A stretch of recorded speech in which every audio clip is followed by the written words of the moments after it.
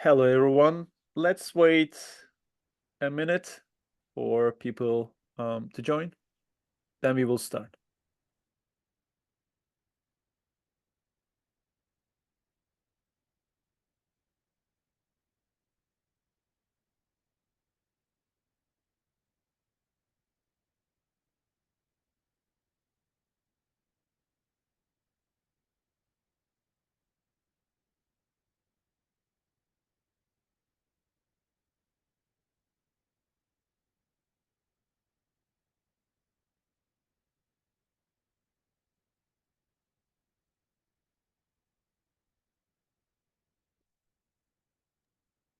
All right.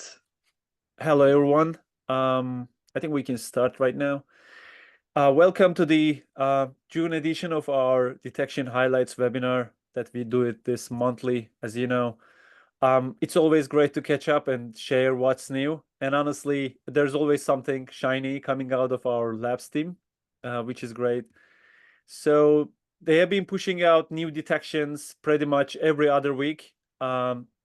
And these sessions are where we walk through the highlights and also give you a bit of context from what we are seeing in the threat landscape. I'm Ertu, part of the marketing team, product marketing. I'm here again, second in a row with Torsten Schreiber, our technical product manager. Hi, Torsten. Hello. Hey, Ertu. So Torsten has been with the company for over 10 years, and I think it's not wrong to say he's involved in a lot of key initiatives over the years. Always great to have him in these sessions. And quick housekeeping before we dive in. This webinar is being recorded, and we send you the recording slides and any useful links afterwards. And of course, we will have some time for Q&A at the end, so feel free to drop your questions in the chat as we go. So, usual agenda, here is what we have got lined up. We start with a few, actually several new VTIs, including detection improvements around firewall modifications and credit card forms and SVG smuggling. Then we look at config extractors front and covering a Formbook, Masslogger, and Prometei. And of course, we've got a fresh batch of YARA rules that we have added, I think 20 plus this time. And as always, we keep it practical. We have a demo at the end by Torsten. So let's get into it. I would like to kick off with a quick one, an update actually to an existing VTI. This is around Windows firewall modifications. So highly possible your SIEM tool already got this one. Already you have rules around this by default. So netsh exe is a classic lol bin. So living off the land, you know, legit tool, but frequently misused. So we see it in a wide range of threats, from loaders, stealers, as well as ransomware, like Medusa, for example. It uses netsh to open up RDP on port, as you know, 3389. Now, we support the updated syntax that netsh uses in newer Windows builds, Windows Server builds. So we are better at flagging those changes. And if you're curious about the syntax changes in Windows Server, I will drop a link to the relevant documentation in the follow-up, so you can dig into the details there. Also, Splunk has a recent blog around netsh and the comment obfuscation. So you can check that out as well. Really great write-up. So with this improved VTI, we are moving on to the next one from here. So next one is actually from our web analysis engine. So part of how we analyze phishing pages and suspicious URLs and credit card forms, which obviously, you know, nothing new there, but it is still something like we see threat actors use constantly. So we added actually a low scoring and informative VTI that flags when a web page contains a form designed to capture credit card details, as you can see on the screenshot here. It doesn't shift the verdict much by itself, but it adds some context to the overall analysis. And in the scene tactic here, actually, in the screenshot, the phishing page was hosted on Netlify. So it's actually a legitimate platform, a web development platform. You may be familiar with it, and actually designed to mimic Netflix.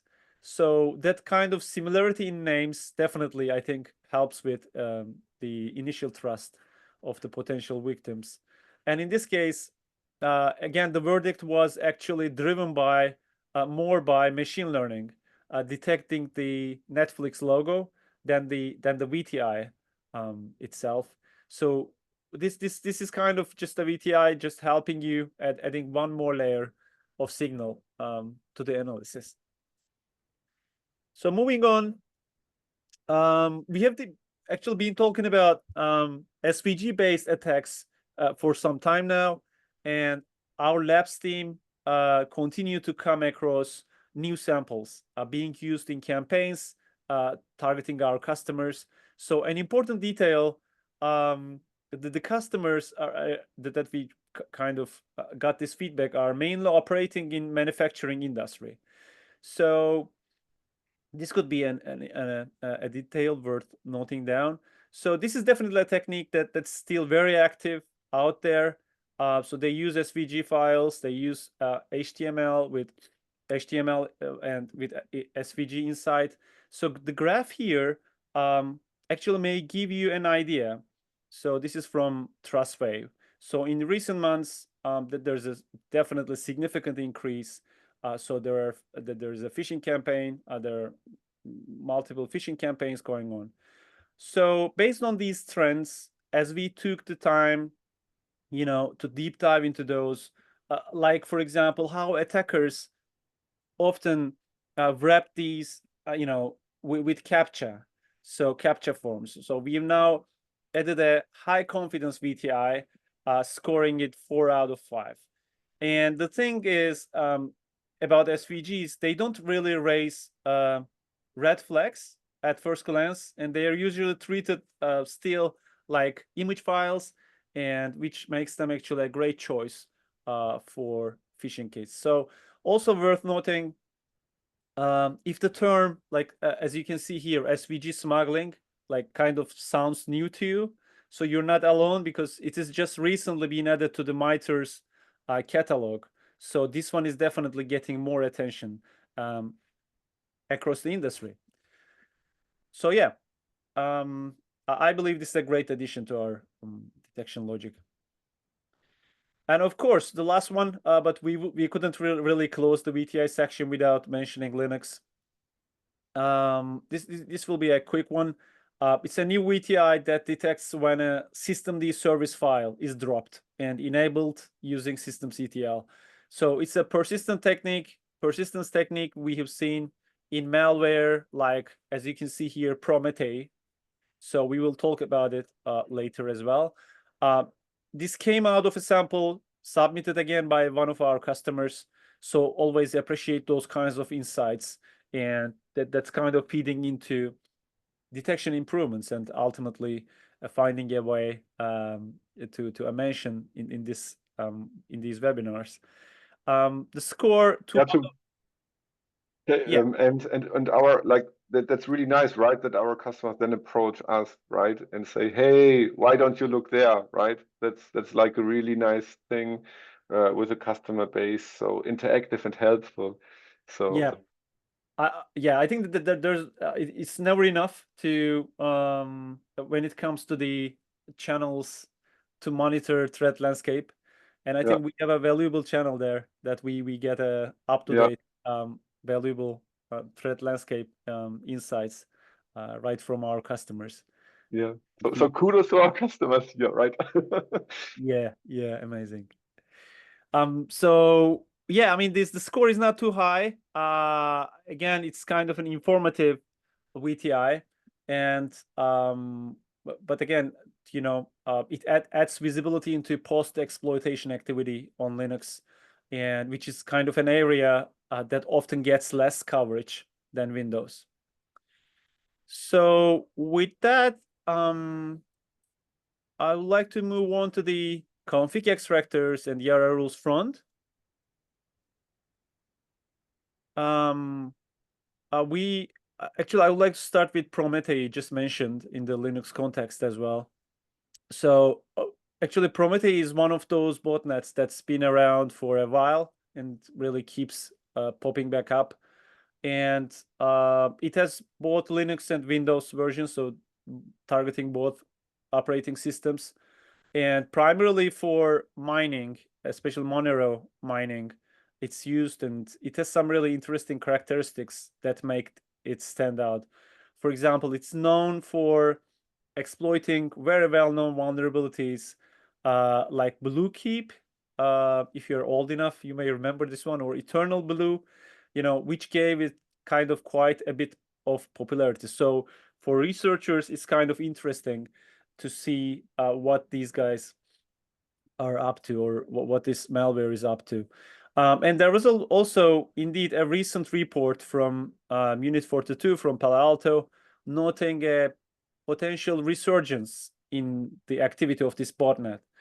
And actually, they call out its use of a domain generation algorithm to maintain C2 communication. So with that in mind, the fact that we are seeing more samples, there's a potential resurgence, and we added a config extractor for this one to help parse out the C2 info and maybe other related artifacts as well. So next up is Formbook, also known as Xloader. So it's always hard to really name this malware because they're kind of evolving. They're although the shapes are very similar, the names are kind of changing. But we can safely say this one has been around for a while. Again, first seen back in 2016. But still, we see it going strong. We see samples on VirusTotal and on many repositories. Also from our customers, we get feedback, as we just mentioned. We've seen it distributed mostly via phishing campaigns and pretty typical themes, like, for example, purchase orders, payment requests, RFQs, kind of. So on the commercial kind of themes, I think they find it useful. And the document attached to the phishing email actually kind of ending up exploiting a vulnerability, as you can see here from 2017, which has been around, like, again, for years, but it's still very much in use.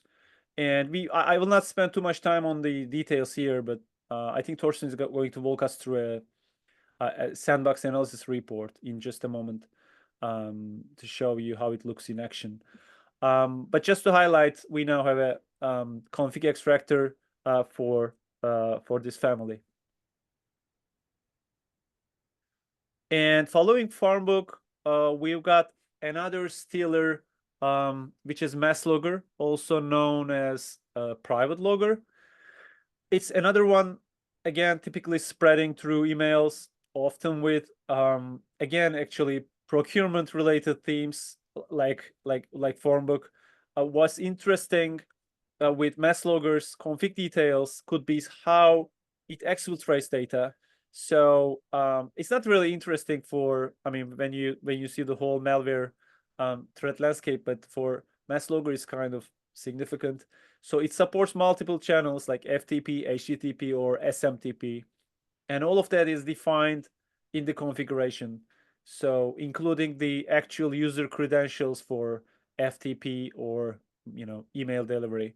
So we now added that config extractor to pull out all these details from the sample. And again, we will see how that looks in a real analysis. Before I pass it over to Torsten for the demo, just a quick look at some of the latest YARA rule additions. We talk a lot about writing, adding YARA, making use of YARA, and it's with a good reason. Actually, for hunting, as well as for us, especially for classification of the malware, it's a great tool.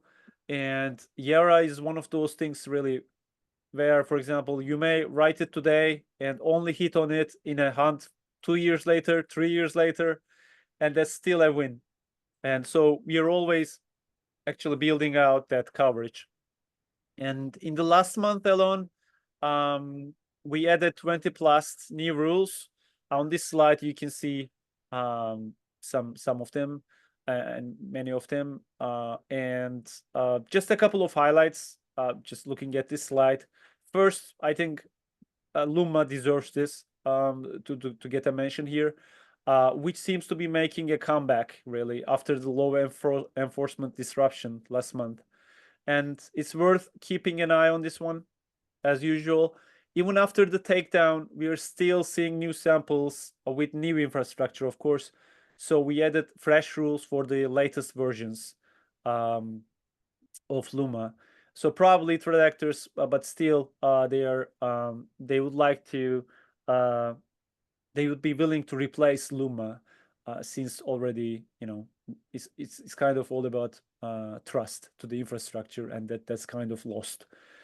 And another highlight, looking at this list, I would say ColdRiver. So you probably seen Google's reporting on this in the past year or two.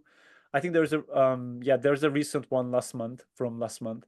So it's a Russian-backed group, and their recent campaign actually found to be using the click fix, the pass checking trick, and happily I can say we have covered here before in one of the detection webinars, and Google really published a great breakdown of that campaign. Highly recommend checking it out. So we added new YARA rules around the tool set used in that operation recently. So yeah, still a wide range in what we are covering. And with that, I think it's time for the demo. Torsten, I would like to pass it on to you right now. Yes, thanks, Ertu. So let's dive into some analysis report. Just let me arrange the windows here a bit on my screen.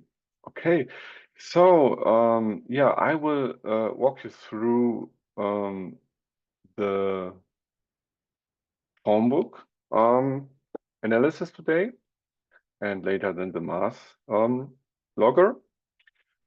And yeah, as you already said, it's quite a while on the market there too, right? I also, you know, had a chat with an AI about it, and it kind of gave me like an advertisement back that it's kind of a favorite tool of criminal affordability and deployment. So I guess that's also one of the reasons why it's used so widespread. And yeah, it's harvesting the credentials, capturing keystrokes, and also exfiltrating data from web forms and on client side, interestingly, before they are sent to the server. So I will have a look on the header first. You can see there's like a big malicious here, so that indicates that yeah, we labeled this as such. We can also see that's a dynamic analysis report that is of a Word document. So that means we detonated it in a virtual machine with a Word installed and then executed it. We can see that there are classifications. Those are more generic one that are related to the behavior we see inside the VM. And then, very important, the thread name, so you can identify it, and we know for sure the classification. When we scroll down, we can see the analysis information, and then this analysis run for about 4 minutes. And there was also no reputation service or external enrichment and no AV enabled. So this is all on heuristics that are by us and dynamic behavioral analysis. So looking at the remarks, we can already see that the anti-sleep function has triggered. So it's yeah, very secretive malware. So it tries to evade the analysis, and we cut it down from 7 hours to half a minute. So we can see all what's happening. Then we can see here the VTIs, but maybe let's have a look first on the monitored processes. So we can see here sample was started, then this gray is the windward. So we don't monitor this because we didn't see here a reason to do so. So that's the reason why our analysis reports are also very clean from the noise level, because we only monitor what matters. And then I don't know, Ertu, maybe you can see the file name. Does it ring a bell? So I didn't raise my hand, but maybe it's equation editor. Yes, it is, right? And that's the one that your CVE is about. And here we can see how the equation editor was exploited. Then a CMD was started, and we can go through it, right? Then the run DLL was executed, probably with some dropped file, and then we can see a couple of commands are ongoing, and then yeah, there's like a lot of injection work going on with the 3 processes.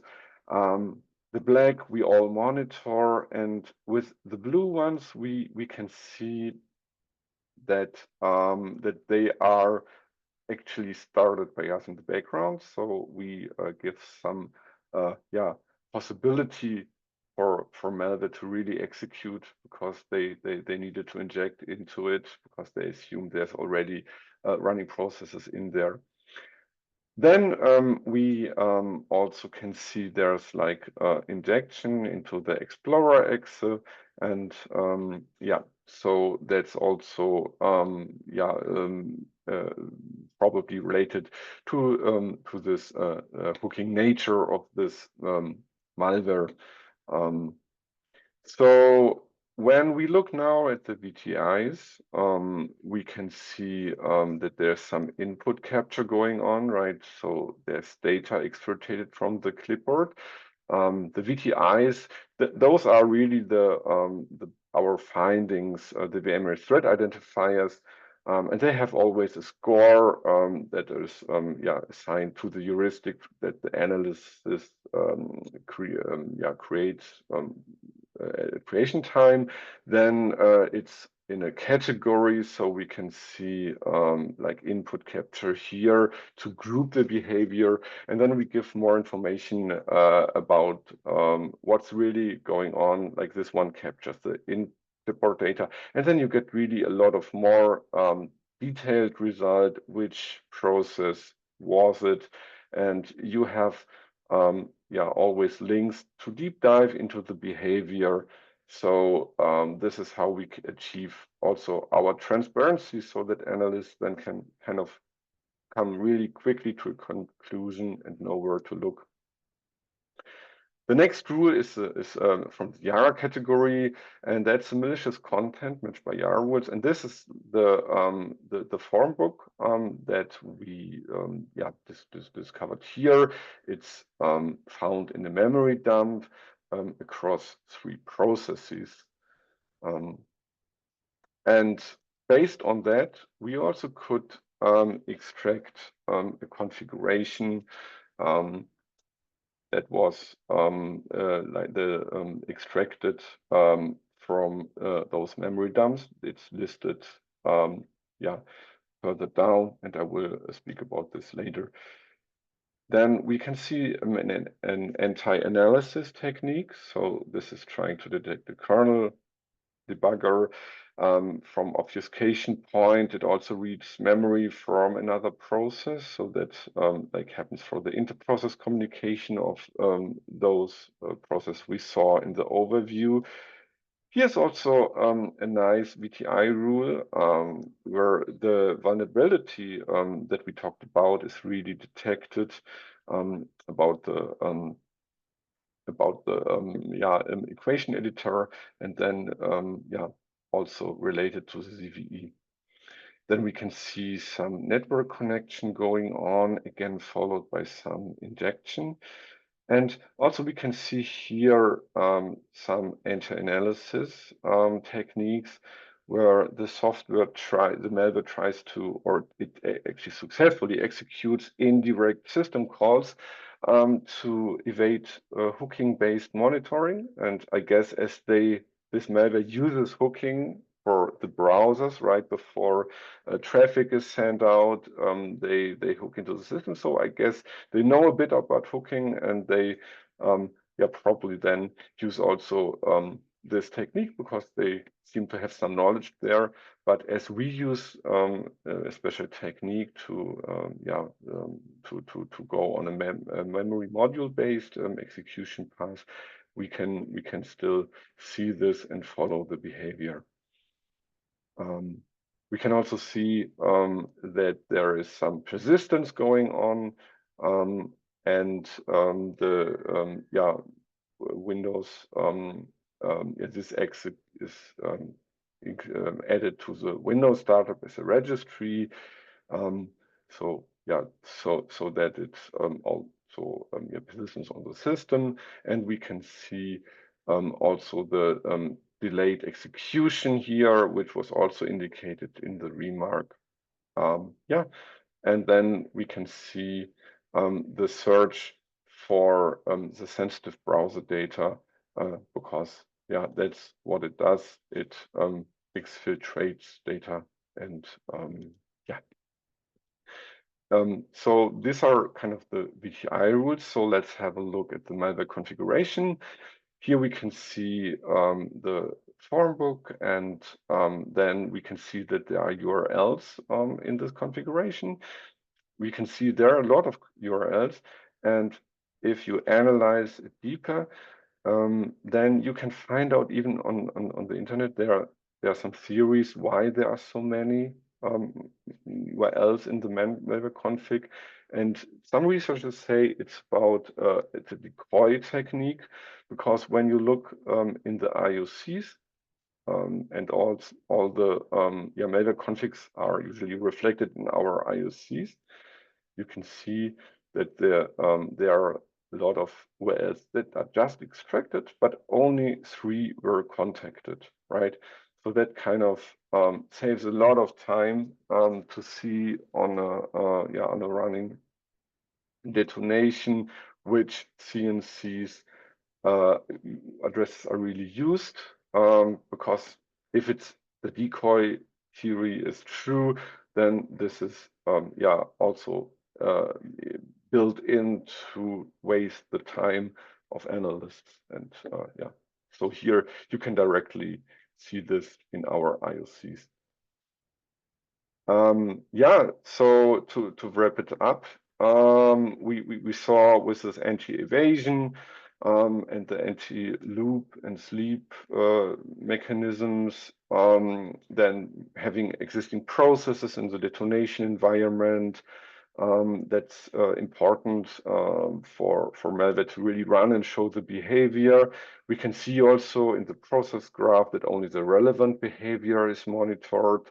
With the VTIs, you get like a good and clear overview, and also the IOCs are actionable, and also they have a special scoring. So that means when you go on the IOCs itself, you can always see the related VTIs, and then you can see how everything is connected. And so that is the first analysis. I think for the second one, I'm a bit quicker because I think we are also nearing the time limit, right, Ertu? Yeah, a bit quick would be okay, Torsten. Okay, then I hurry up. So the Masslogger, that's also a credential stealer, and it got its name because it tries to really steal it from a lot of places.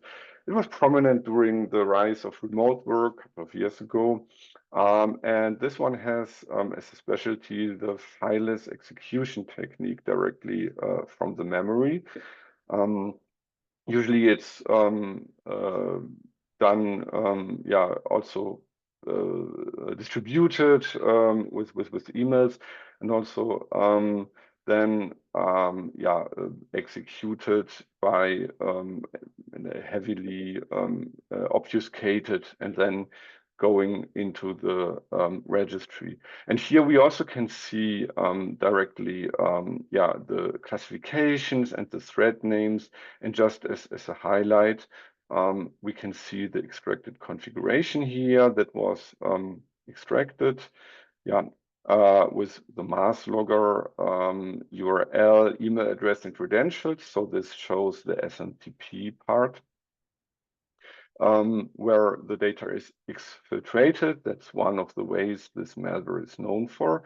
And we can also, interestingly, see how it hides its tracks because it implants itself in the registry, right? This way, there's no need to drop a file on the machine itself, so that maybe can be bypassed some EDR or endpoint systems.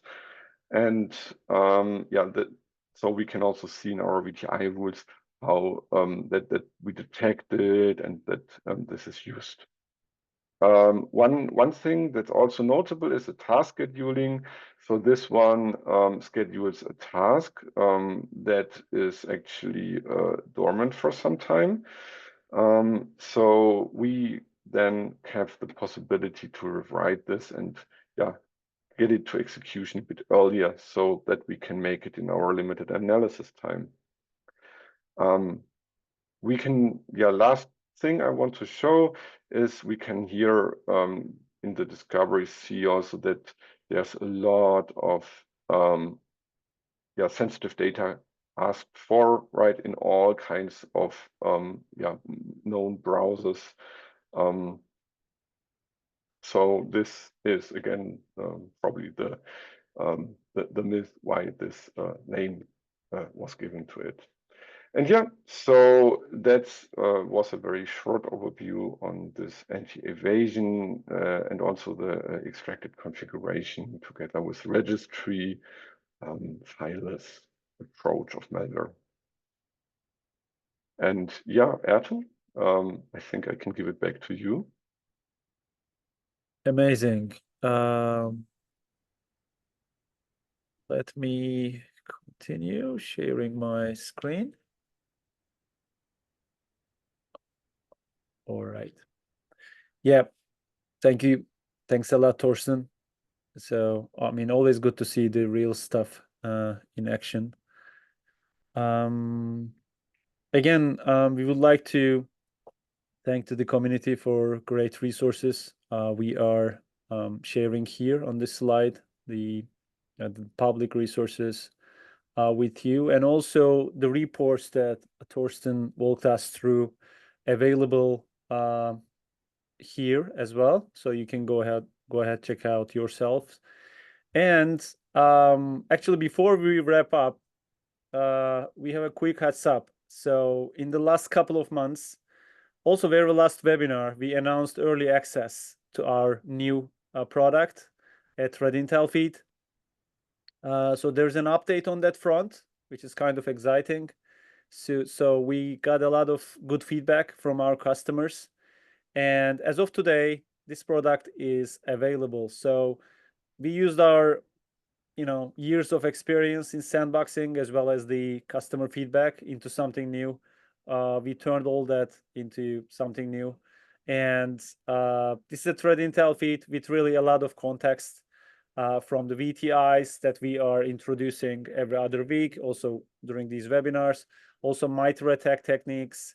And yeah, so this is the context is kind of one of the things that's kind of standing out.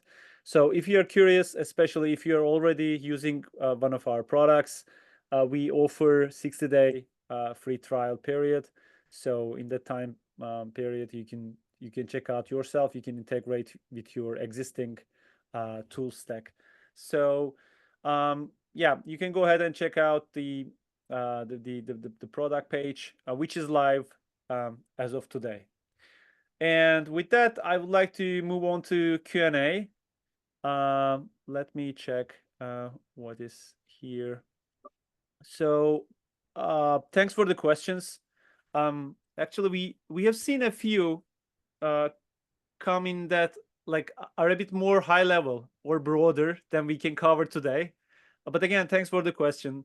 But just a heads up that we have noted them, but in the interest of time and focus, we stick to the detection related ones for this session. So happy to follow up separately if needed, maybe via LinkedIn. But just one question, a couple of questions. One is around QR code usage. So if we see these still, I mean, as far as I know, QR code phishing is still kind of trending, and especially in email-based attacks, where the QR leads to phishing forms. So we are seeing samples. So, and it's something really, I think our labs team have been kind of analyzing whenever there is a sample. Torsten, would you like to add anything around that? Yes. So yeah, so definitely there's some traction on that topic. I mean, QR codes are such an essential part of like the everyday life, right? So kind of like also the I would say that the late bloomers, right, who are more a bit resistant in using new things are using the QR codes for all possible stuff now more and more. And I think it's only natural for attackers to exploit that, right? That reflex to just scan a QR code because it's part of so many processes today. So yeah, it's definitely trending, and also we know of some techniques where attacker try like to go on the edge of the error margin, right? To try to evade the detection, because they also know that some libraries are used in the background, and they try always to break those. But yeah, we know this, and we try to stay always a bit ahead of that. Cool. And one other question, Torsten, I think this is for you as well. How much of a role does AI play in phishing detection on your side? So any improvement on that front? Yes, that's a very good question. I just recently attended a talk where there was like the hype curve of AI, right? So I think there's a lot of AI hype going on, but I think there's also some really productive stuff like computer vision, right, where you can have really good results, and that's definitely a topic for us where it makes sense, for example, to better classify phishing pages, because when you look at heuristics, right, they are always approaching it a bit differently than the end user. But as soon as you share a technique that also sees the page like the end user, then that's very good and in our advantage. So I think even there's some hype, I think there's really some value in it, and I'm pretty sure we're also going to leverage this very soon. Cool. So we're gonna have more updates on that. We definitely will. Cool. All right. So we leave it there for today. And thanks again to everyone who joined. Also, stay cool out there, especially folks in Europe dealing with the heat wave. Yeah, thanks again, and see you next time. Bye-bye.